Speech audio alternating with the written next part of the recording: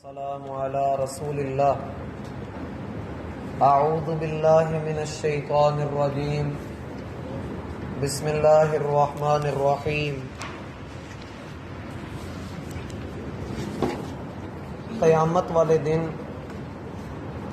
اللہ رب العالمین اپنے بندوں کے ساتھ انصاف والا معاملہ کرے گا، اور وہ رب اپنے بندوں پر ذرے کے برابر بھی ظلم نہیں کرتا۔ اللہ تعالیٰ کا عدل، اللہ تعالیٰ کا انصاف اس قدر عالمگیر ہے کہ نبی علیہ الصلاۃ والسلام ارشاد فرماتے ہیں، کل قیامت والے دن اللہ تم سے ضرور سوال کرے گا ان حقوق کی ادائیگی کے متعلق جو اس نے تم پر فرض کیے ہیں،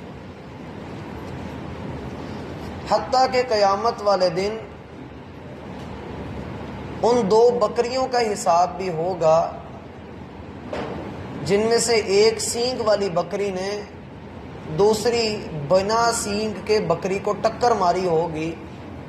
اللہ تعالیٰ انصاف کرتے ہوئے سینگ والی بکری کو اس بات کا پابند بنائے گا کہ وہ بدلہ دے، اور جو بنا سینگ کے بکری ہوگی اس کو اللہ سینگ عطا کرے گا اور یہ اسے ٹکر مار کر اپنا بدلہ پورا کرے گا۔ اور دیگر روایات میں نبی علیہ الصلاۃ والسلام کا فرمان ہے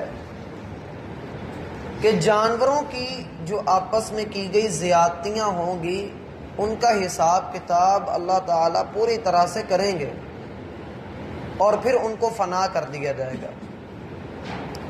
بتلانے کا مقصد یہ ہے کہ حساب اللہ تعالیٰ کے ہاں بڑی اہمیت رکھتا ہے، اتنی اہمیت رکھتا ہے کہ اللہ تعالیٰ جگہ جگہ پر قرآن میں اس عقیدے کو بیان کرتے ہیں، اور قرآن کے 3 بنیادی موضوع ہیں۔ سب سے پہلا عقیدہ توحید ہے، دوسرا عقیدہ رسالت ہے، اور تیسرا عقیدہ آخرت ہے۔ قرآن اکثر انہی 3 موضوعات کے گرد اپنی باتوں کو لے کر آتا ہے۔ ہم نے اس صورت میں ابھی تک تفصیل کے ساتھ جس موضوع کو پڑھا ہے وہ عقیدہ توحید ہے۔ اب درمیان میں آخر پر آ کر آیت کے درمیان میں اللہ تعالیٰ نے آخرت کا ذکر شروع کیا ہے، اور وہ بھی آگے جا کر ہمیں پتہ لگے گا کہ یہ توحید کے ساتھ ہی نتھی کر کے اللہ نے ذکر کیا ہے۔ اللہ تعالیٰ فرماتے ہیں وَأَشْرَقَتِ الْأَرْضُ بِنُورِ رَبِّهَا، سورہ زمر کی 69 نمبر آیت ہے کہ زمین اپنے رب کے نور کی وجہ سے روشن ہو جائے گی۔ وَوُضِعَ الْكِتَابُ، اور کتاب رکھ دی جائے گی۔ یہ کتاب کون سی ہے؟ یہ انسان کا وہ نامہ اعمال ہے جس میں اس کی نیکیاں اور برائیاں درج کی جا رہی ہیں، اور وہ ایک ایسی کتاب ہے کہ اللہ تعالی ارشاد فرماتے ہیں ما یلفظ من قول الا لدیہ رقیب عتید، کوئی بھی بولنے والا اپنی زبان سے کوئی بھی لفظ بولتا ہے، کوئی بھی لفظ بولتا ہے، اس کا وہ لفظ اللہ تعالیٰ کے ہاں لکھ لیا جاتا ہے۔ ہاں، فرشتوں کو اللہ تعالیٰ نے اس بات کی تمیز ضرور سکھائی ہے کہ وہ جج کر سکیں کہ یہ بندہ اچھی بات کر رہا ہے، جائز بات کر رہا ہے، حلال بات کر رہا ہے، یا حرام، ناجائز اور گندی گفتگو کر رہا ہے۔ ایک جگہ پر اللہ تعالیٰ ارشاد فرماتے ہیں کرامن کاتبین یعلمون ما تفعلون، اللہ نے 2 فرشتے تمہارے لیے مقرر کیے ہیں جنہیں عزت والے وہ فرشتے جو عزت کے ساتھ لکھتے ہیں، وہ ہر اس چیز کو جانتے ہیں، لکھ لیتے ہیں جو تم کر رہے ہوتے ہو۔ اللہ تعالیٰ سورۃ الکہف میں ارشاد فرماتے ہیں وَوُضِعَ الْكِتَابُ فَتَرَى الْمُجْرِمِينَ مُشْفِقِينَ مِمَّا فِيهِ وَيَقُولُونَ يَا وَيْلَتَنَا مَا لِهَذَا الْكِتَابِ لَا يُغَادِرُ صَغِيرَةً وَلَا كَبِيرَةً إِلَّا أَحْصَاهَا وَوَجَدُوا مَا عَمِلُوا حَاضِرًا وَلَا يَظْلِمُ رَبُّكَ أَحَدًا۔ قیامت والے دن کتاب بندوں کے سامنے رکھ دی جائے گی اور ہر مجرم، ہر انسان جس نے دنیا میں کوتاہیاں، خرابیاں اور اللہ تعالیٰ کی بغاوت کی ہوگی، وہ ڈر رہا ہوگا، مشفقین، وہ ڈر رہا ہوگا، ڈرے گا اس بات سے کہ اس کتاب کے اندر جو کچھ ہے وہ سب کچھ حقیقت پر مبنی ہے۔ یہاں پر رک کر اللہ تعالیٰ فرماتے ہیں اقرأ کتابک، اپنے نامہ اعمال کو خود پڑھ، اپنے نامہ اعمال کو خود پڑھ لے۔ کفا بنفسک اليوم علیک حسیبا، اپنے آپ کا حساب لینے کے لیے آج تو ہی کافی ہے۔ جب وہ انسان اسے دیکھ چکے گا، پڑھ چکے گا، تو حیرت کے ساتھ، پریشانی کے عالم میں، گھبراہٹ کی وجہ سے وہ کہے گا یا ویلتنا ما لہذا الکتاب، ہائے ہماری کم بختی، اس کتاب کی کیسی کیفیت ہے کہ نہ اس نے کوئی چھوٹی بات چھوڑی ہے، نہ کوئی بڑی بات چھوڑی ہے، ہر چیز اللہ فرماتے ہیں کہ وہ وہاں پر حاضر پائیں گے۔ وَوَجَدُوا مَا عَمِلُوا حَاضِرًا، ہر چیز جو انہوں نے کی ہوگی وہ اپنے سامنے اس کو پا لیں گے۔ وَلَا يَظْلِمُ رَبُّكَ أَحَدًا، اور تیرا رب کسی پر ظلم نہیں کرتا۔ وَوُضِعَ الْكِتاب، جو اس آیت کے اندر آپ پڑھ رہے ہیں، اللہ تعالیٰ سورۃ الانبیاء میں فرماتے ہیں وَنَضَعُ الْمَوَازِينَ الْقِسْطَ لِيَوْمِ الْقِيَامَةِ فَلَا تُظْلَمُ نَفْسٌ شَيْئًا وَإِنْ كَانَ مِثْقَالَ حَبَّةٍ مِّنْ خَرْدَلٍ أَتَيْنَا بِهَا۔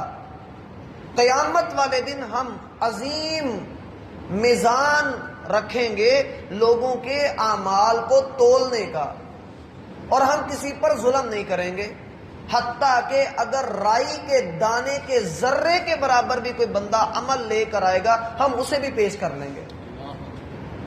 آپ نے سورہ لقمان میں پڑھا تھا، اللہ تعالیٰ نے ارشاد فرمایا کہ لقمان نے اپنے بیٹے کو نصیحت کرتے ہوئے کہا کہ بیٹا اگر تم زمین کی گہرائیوں میں چھپ کر یا آسمان کی وسعت میں گم ہو کر کوئی بھی عمل کرو، اللہ اسے تمہارے سامنے لا کر رکھ دے گا۔ پھر اللہ فرماتے ہیں وَكَفَى بِنَا حَاسِبِينَ، حساب لینے کے لیے ہم کافی ہیں۔ وَوُضِعَ الْكِتاب، کتاب رکھی جائے گی، اور یہ کتاب ایسی کتاب ہے کہ اللہ تعالیٰ ارشاد فرماتے ہیں وَالسَّمَاءَ رَفَعَهَا وَوَضَعَ الْمِيزَانَ، رحمان وہ ہے جس نے آسمان کو بلند کیا اور میزان کو رکھ دیا۔ اللہ تخسروا فی المیزان، اور اس نے تمہیں اس بات کا پابند بنایا ہے کہ تم اپنے میزان میں کبھی بھی گھاٹا نہ اٹھاؤ، وہ دنیا میں ہو یا آخرت میں۔ وَوُضِعَ الْكِتاب، کتاب رکھ دی جائے گی۔ پھر اگلا منظر بدلے گا، جب انسان اس کتاب کو پڑھ چکے گا تو انکار کرے گا۔ صحیح بخاری میں آتا ہے، صحیح مسلم میں بھی روایت آئی ہے کہ نوح علیہ السلام کو اللہ تعالیٰ کہیں گے اے نوح، کیا آپ نے میرا پیغام لوگوں تک پہنچا دیا؟ وہ کہیں گے جی اے اللہ، میں نے آپ کا پیغام لوگوں تک پہنچا دیا۔ لوگوں سے پوچھا جائے گا کیا ہمارے بندے نوح نے تم تک پیغام پہنچایا؟ وہ کہیں گے نہیں اے اللہ، ہم تک کسی نے کوئی پیغام نہیں پہنچایا، نہ نوح نے ہم تک کوئی پیغام پہنچایا نہ کسی اور نے۔ اللہ تعالیٰ نوح علیہ السلام سے کہیں گے کہ آپ کے دعوے کی دلیل کیا ہے، آپ کے پاس کوئی گواہ موجود ہے؟ حالانکہ اللہ جانتے ہیں یہ امت محمدیہ کا خاصہ ہے، فضیلت ہے کہ نوح علیہ السلام کہیں گے کہ اللہ ہاں میری گواہی دینے کے لیے محمد اور ان کی امت ہیں صلی اللہ علیہ وآلہ وسلم۔ یہ امت محمد کا خاصہ تو ہے لیکن ذمہ داری بھی بہت بڑی ہے۔ گواہ بننا، اللہ تعالیٰ ارشاد فرماتے ہیں وَكَذَلِكَ جَعَلْنَاكُمْ أُمَّةً وَسَطًا لِتَكُونُوا شُهَدَاءَ عَلَى النَّاسِ، اللہ نے تمہیں اعلیٰ درجے کی امت بنایا ہے اس لیے کہ تم لوگوں کے بارے میں گواہی دو گے، لوگوں پر گواہ بنائے جاؤ گے تم۔ اللہ فرماتے ہیں وَجِيءَ بِالنَّبِيِّينَ وَالشُّهَدَاءِ، آیت کا اگلا ٹکڑا دیکھیے کہ اللہ فرماتے ہیں اس دن پھر نبیوں کو بھی لایا جائے گا اور گواہوں کو بھی لایا جائے گا۔ یہاں نبی جو ہیں وہ تو گواہ ہیں ہی، وہ تو اپنی امت کے بارے میں گواہی دیں گے ہی کہ ہم نے اللہ تیرا پیغام پہنچایا، لیکن شہداء کا لفظ یہاں پر الگ سے استعمال کیا گیا ہے۔ اس سے مراد صحابہ کرام نے، اہل علم نے، سلف صالحین نے ان لوگوں کو لیے ہے جو نبیوں کی وفات کے بعد نبیوں کی دعوت کی تبلیغ کرتے رہے۔ اللہ ان لوگوں کو بھی بلائے گا، والشہداء، جو گواہی دینے کے لیے آئیں گے۔ اب گواہ بہت سارے ہوں گے، مثلا اللہ تعالیٰ ارشاد فرماتے ہیں سائق و شہید، انسان کے ساتھ ہمہ وقت اللہ نے ان دو فرشتوں کے علاوہ بھی ایک گواہ چھوڑا ہے، ایک فرشتہ ہے۔ انسان کے ہاتھ پیر گواہی دیں گے، نبی گواہی دیں گے، نیک لوگ گواہی دیں گے، ارد گرد کے رشتہ دار گواہیاں دیں گے، اور سب سے بڑھ کر زمین بھی گواہی دے گی۔ اللہ تعالیٰ سبھی گواہوں کو بلا لے گا، اور یہاں یہ ذہن میں رکھ لیں کہ ہر نبی گواہی دے گا اس بات کی کہ اے اللہ میں نے تیرا پیغام تیرے بندوں تک پہنچا دیا تھا۔ اس میں ہولناکی ہے، ہیبت بیان کی جا رہی ہے کہ اس دن کٹہرے میں نبیوں کو بھی لایا جائے گا، وٹنس باکس میں نبیوں کو بھی کھڑا کر لیا جائے گا کہ بتائیے آپ نے اللہ کے دین کا پیغام پہنچایا یا نہیں پہنچایا۔ سورۃ المائدہ میں آخری رکوع میں اللہ تعالیٰ ارشاد فرماتے ہیں اذ قال اللہ یا عیسی ابن مریم اانت قلت للناس اتخذونی و امی الہین من دون اللہ۔ اللہ تعالیٰ سب کچھ جانتے ہیں، سب کچھ پتہ ہے اللہ کو، لیکن قیامت کی ہولناکی اور قیامت کی ہیبت کیا ہے؟